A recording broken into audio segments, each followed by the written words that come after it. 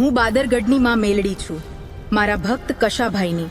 આ એક સત્ય કથા છે કે કેવી રીતે મારા ભક્તની લાજ રાખે. આ આખો વિડિયો જરૂર જુઓ અને વિડિયો સારો લાગે તો લાઈક જરૂર કરજો.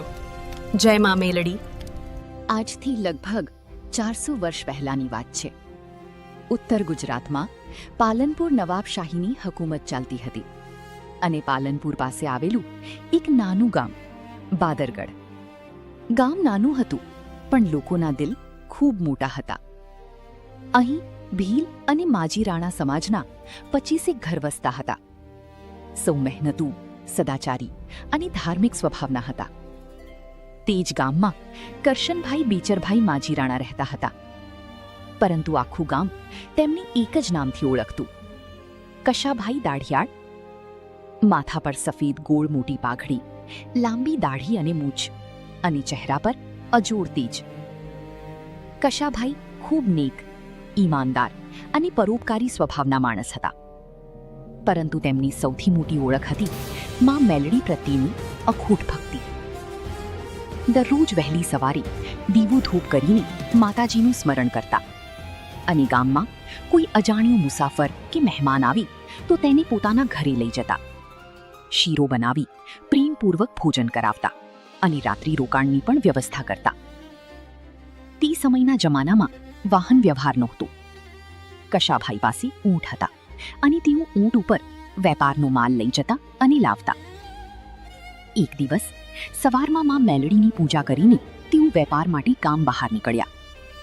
નિયત સ્થળે માલ પહોંચાડી રાત પડતા તેઓ પરત ફરી રહ્યા હતા. રસ્તામાં પણ તેમના હોઠ પર માત્ર એક જ નામ હતું, જય માં મેલડી.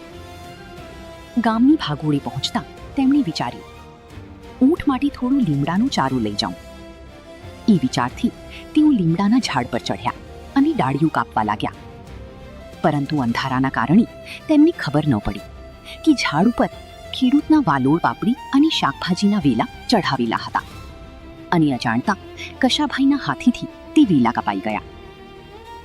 સવારે ખેડૂતે નુકસાન જોયું અને ગુસ્સામાં નવાબ સરકારમાં ફરિયાદ કરી. થોડી જ વારમાં નવાબના સિપાહીઓ કશાભાઈને પકડવા ગામે આવી પહોંચ્યા. ગામમાં ભયનો માહોલ છવાઈ ગયો. પરંતુ કશાભાઈ શાંત હતા. તેમણે મનોમન માં ભગવતી મેલડીની પ્રાર્થના કરી, હે માં મેલડી, હું નિર્દોષ છું. મારાથી અજાણતા ભૂલ થઈ ગઈ છે. મને આ ધર્મ સંકટમાંથી બચાવજો. કહેવાય છે કે માતાજીએ પોતાના પરમ ભક્તની પ્રાર્થના સાંભળી અને એક અદ્ભુત ચમત્કાર થયો. જે વેલા કપાઈ ગયા હતા તે બધા જ લીમડાના ચારા જેવા દેખાવા લાગ્યા. નવાબના સિપાહીઓએ સારી રીતે તપાસ કરી, પરંતુ શાકભાજીના વેલા કે પાપડીનો કોઈ પુરાવો મળ્યો નહીં. અને અંતે કશાભાઈને નિર્દોષ જાહેર કરીને છોડી મૂકવામાં આવ્યા. આ ચમત્કાર જોઈ આખું ગામ આશ્ચર્યચકિત થઈ ગયું. બધાના મોઢે માત્ર એક જ વાત હતી, આ તો માં મેલડીનો પરચો છે. અને ત્યારથી બાદરગઢની માં મેલડીનો મહિમા દૂર દૂર સુધી પ્રસિદ્ધ થયો.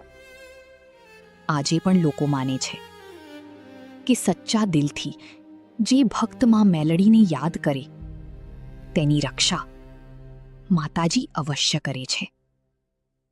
જય માં મેલડી.